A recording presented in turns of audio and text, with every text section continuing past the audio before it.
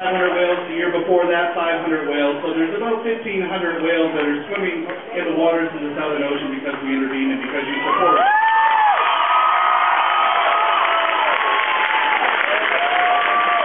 You know, we get called a lot of names for what we're doing. You know, we're eco-terrorists and pirates, but you know, I really don't mind the pirate label.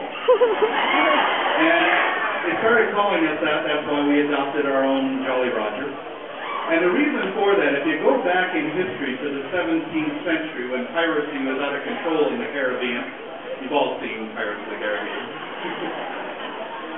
It wasn't the British Navy that shut down the pirates. It wasn't the Spanish Navy. And the reason for that, they were all on the take. All those politicians and military people and merchants were getting money from the pirates.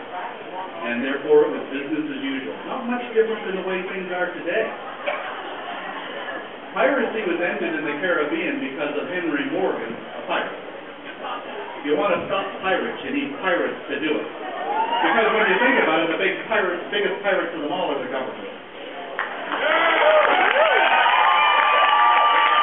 And we're simply going down there and doing what the government refused to do. The Japanese are targeting endangered whales in an established international whale sanctuary in violation of a global moratorium on whaling, in violation of the Antarctic Treaty, in violation of the Convention on the International Trade in Endangered Species, and in violation of the Australian Federal Court. Now that sounds like criminals to me.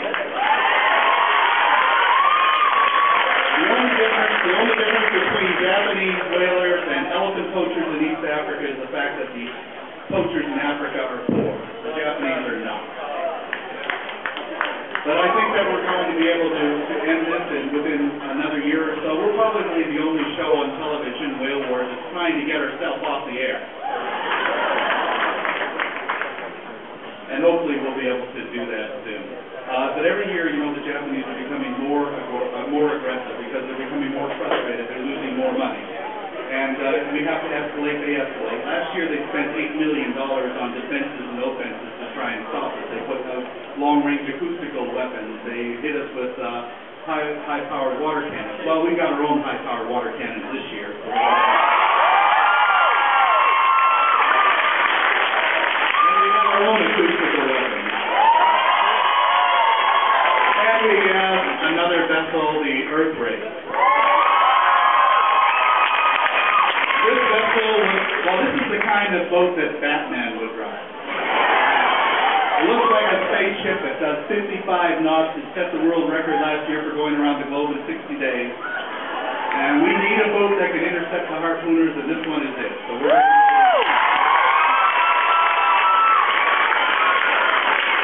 and thanks to the support of all of our supporters, we've been able to secure that vessel. We've been able to repair the damage to the Steve Irwin, and we've been able to get more equipment, and we'll be much better prepared for this year.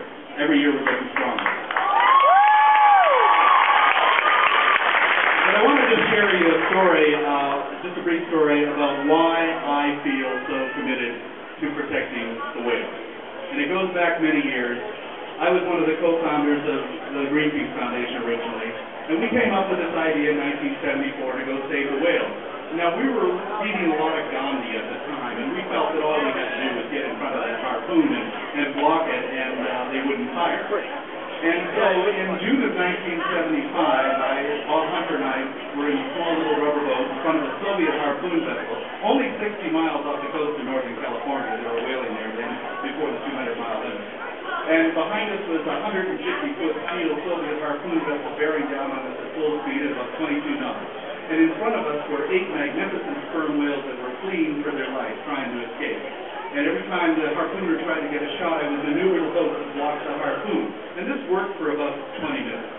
And then the captain came down on the catwalk of that whaling boat, and he screamed into the ear of that harpooner that he looked at it, he smiled, and he brought his finger across his throat like that. And that's when I realized Gandhi wasn't going to pull us through that day.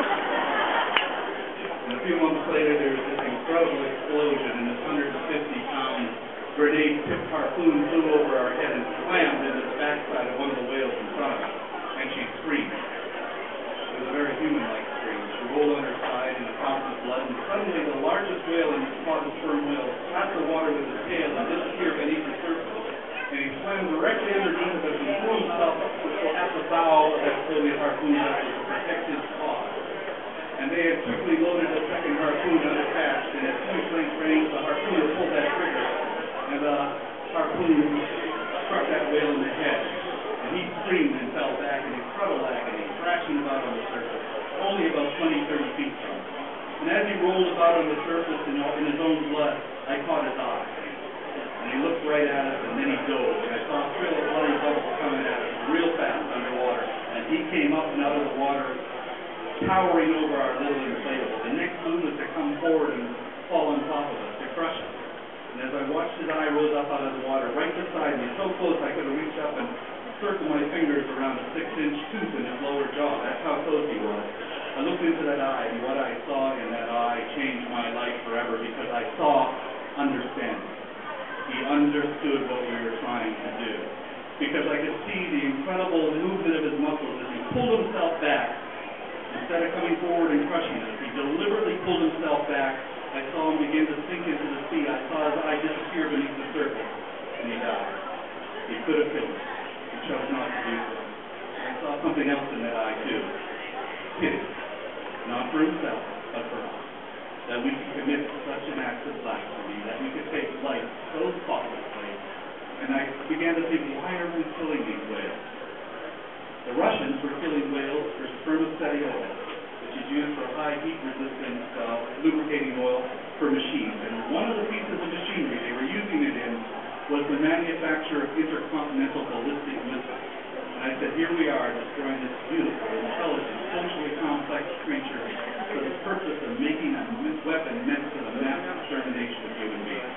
And that's when it occurred to me, we must be insane. And from that moment on, I said, I do what I do for the whales, not for people, for the whales. So that means,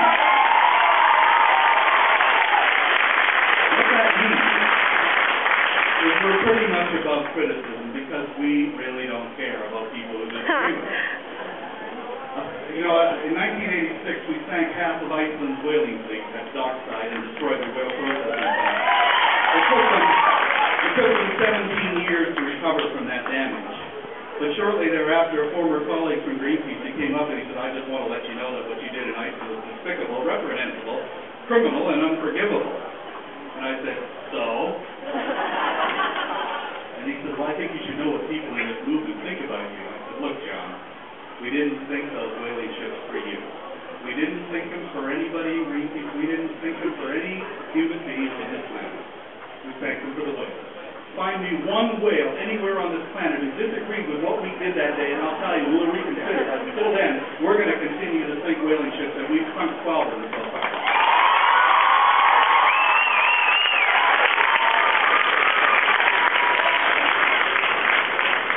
We sank 12 whaling ships, and we've never been convicted of a felony. We've never been sued. And the reason for that, they're criminals. They're poachers. As simple as that.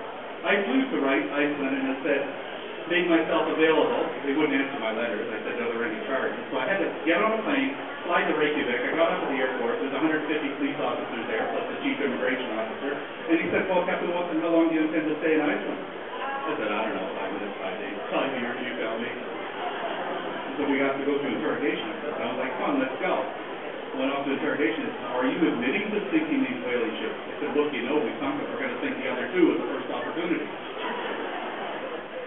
They then escorted me to the airport and put me on the plane, told me to go home. And the Minister of Justice stood up in the House and in Parliament and said, who does he think he is?